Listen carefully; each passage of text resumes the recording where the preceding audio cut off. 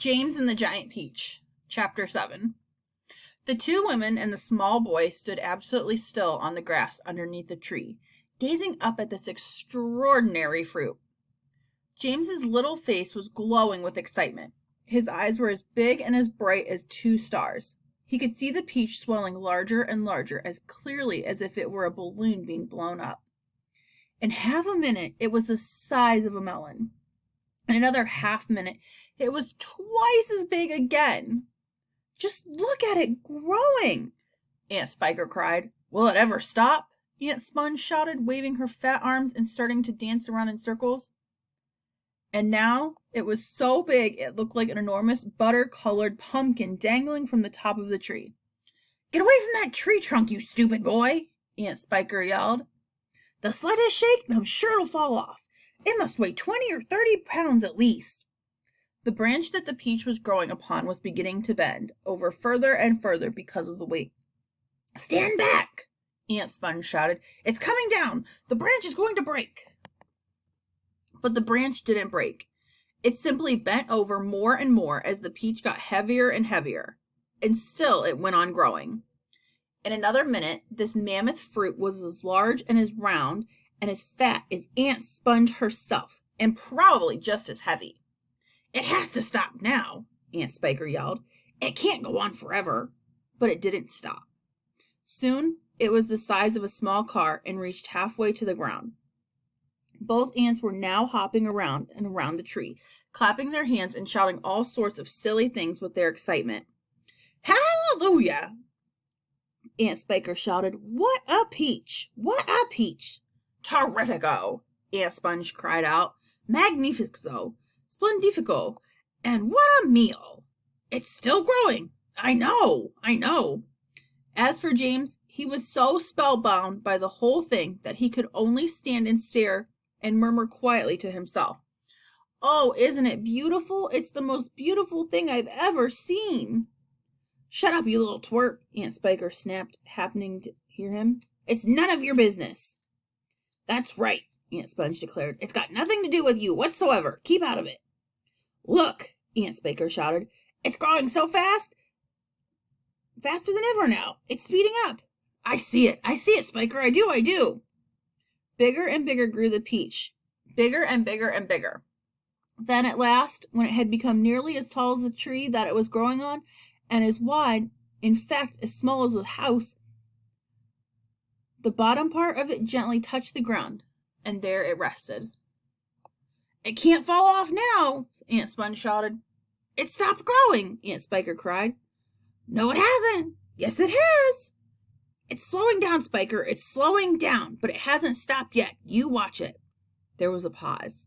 It has now. I believe you're right. Do you think it's safe to touch it? I don't know. We better be careful. Aunt Sponge and Aunt Spiker began walking slowly around the peach, inspecting it very cautiously from all sides. They were like a little couple of hunters who had just shot an elephant and were not quite sure whether it was dead or alive. And the massive round fruit towered over them, so high they looked like little midgets from another world beside it. The skin of the peach was very beautiful, a rich buttery yellow with patches of brilliant pink and red. Aunt Sponge advanced cautiously and touched it with the tip of one finger. It's ripe, she cried. It's just perfect. Now see here, Spiker, why don't we go and get us a shovel right away and dig out like a great big hunk of it for you and me to eat. No, Aunt Spiker said, not yet. Why ever not? Because I say so. But I can't wait to eat some, Aunt Sponge cried out. She was watering at the mouth now, and a thin trickle of spit was running down one side of her chin.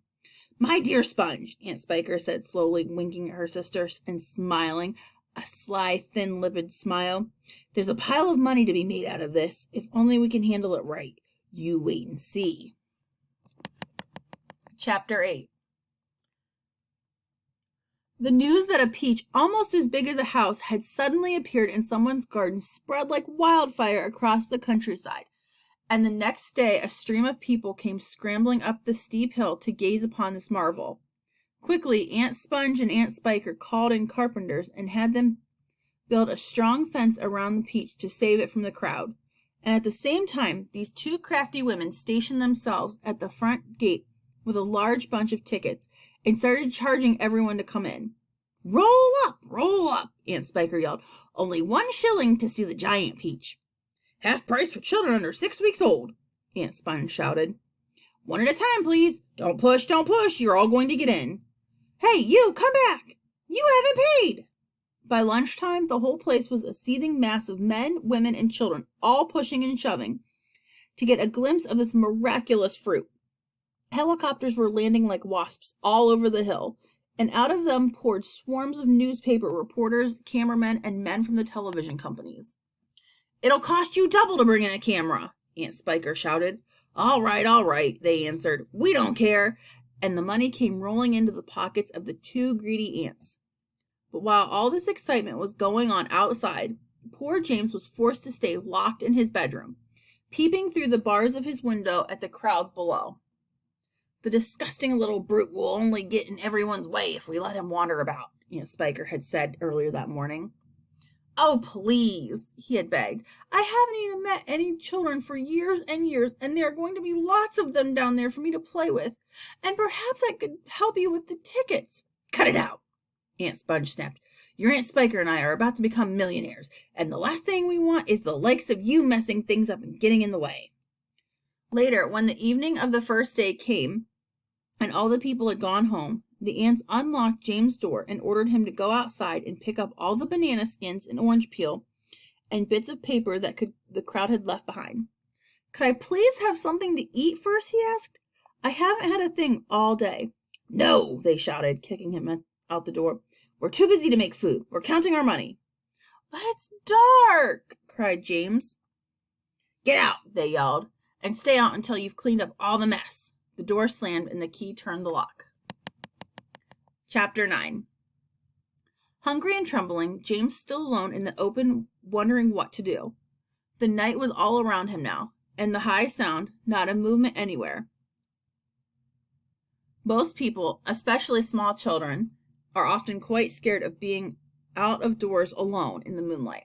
Everything was so deadly quiet, and the shadows were so long and black, and they kept turning into strange shapes that seemed to move as you look at them, and the slightest little snap of a twig makes you jump. James felt exactly like that now. He stared straight ahead with large, frightened eyes, hardly daring to breathe.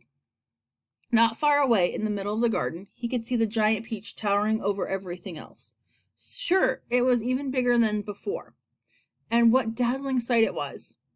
The moonlight was shining and glinting on its great curving sides, turning them into crystal and silver. It looked like a tremendous silver ball lying there in the grass, silent, mysterious, and wonderful. Then, all at once, little shivers of excitement started running over the skin of Jack's back. Something else? He told himself. Something stranger than ever this time is about to happen to me again soon. He was sure of it. He could feel it coming. He looked around him, wondering what on earth was going to be. The garden lay soft and silver in the moonlight. The grass was wet with dew, and a million dewdrops were sparkling and twinkling like diamonds around his feet. And now suddenly, the whole place, the whole garden, seemed to be alive with magic. Almost without knowing what he was doing, was drawn by some powerful magnet. James Henry Trotter started walking slowly toward the giant peach. He climbed over the fence that surrounded it and stood directly beneath it, staring up at its great bulging sides. He put out a hand and touched it gently with the tip of one finger. It felt soft and warm and slightly furry, like the skin of a baby mouse. He moved a step closer and rubbed his cheek lightly against the soft skin. And then suddenly, while doing this, he happened to notice that right beside him and below him, close to the ground, there was a hole in the side of the peach.